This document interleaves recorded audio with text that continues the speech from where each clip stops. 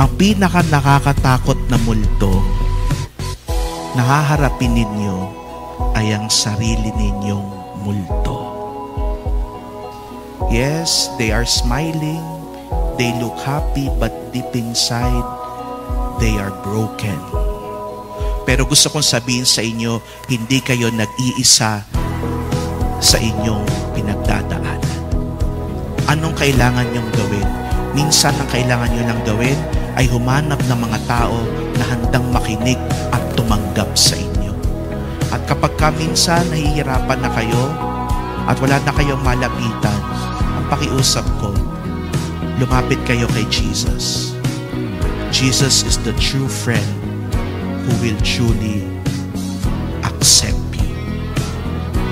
Kapag ginagawa niyo yun, nahaharap ninyo ang sarili ninyong multo.